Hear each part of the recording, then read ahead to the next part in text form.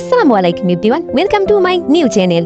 আজকে আমরা শিখব কিভাবে ক্লে দিয়ে ফুলের আয়না তৈরি করতে হয়। তো চলো বন্ধুরা, শুরু করা যাক। এখানে আমরা একটি সাধারণ আয়না নিয়ে নিয়েছি, তারপর এর সাইডটা ক্লে দিয়ে ভরাট করে দিব। দেখো, আমি আয়নার পুরো সাইডটা ক্লে দিয়ে ভরাট করে দিয়েছি। তারপর আমি এখানে সবগুলো কালারের ক্লে নিয়ে নিব। সবগুলো কালারের ক্লে নিয়ে ছোট ছোট বল আকৃতির করতে হবে ফুলের পাপড়ির জন্য। দেখো, আমি এখানে সবগুলো কালারের ক্লে একসাথে করে নিয়ে নিয়েছি।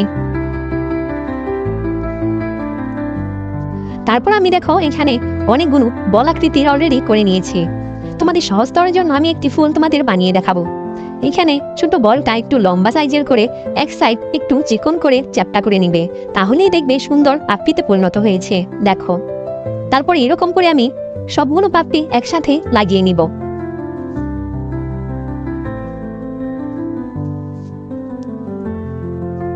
মনে রাখবে, সবগুলো পাপড়ি যদি একই রকম হয় তাহলে ফুলটা দেখতেও সুন্দর লাগবে।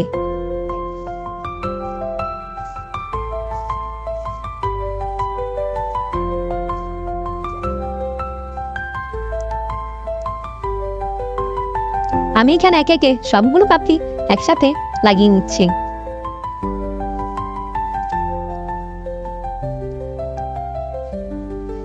তারপর আমি ফুলের মাঝখানে যে কোনো একটা কালারের বল দেওয়ার জন্য নিয়ে নিব।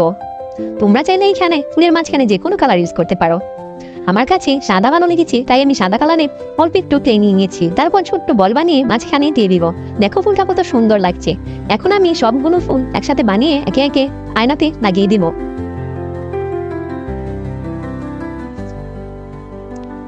দেখো, ফুলগুলো কত সুন্দর হয়েছে।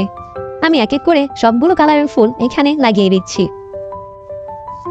মনে রাখবে, ফুলগুলো অবশ্যই সাথে সাথে লাগাতে হবে, তা না হলে তোমার ফুলগুলো লাগবে না, উঠে যাবে।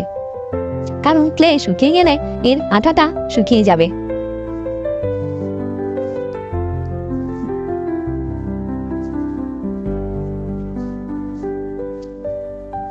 তারপর দিয়ে দিলাম কমলা কালার ফুল।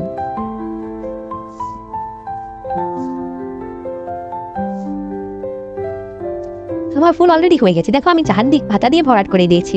দেখো, আমার সাধারণ আয়নাটা কত সুন্দর লাগছে। বন্ধুরা, তোমরা সাধারণ আয়না কিনে না দিয়ে এরকম সুন্দরভাবে ক্লে দিয়ে সাজাতে পারো। আর আমার ভিডিওটা দেখার জন্য অবশ্যই তোমাদের ধন্যবাদ।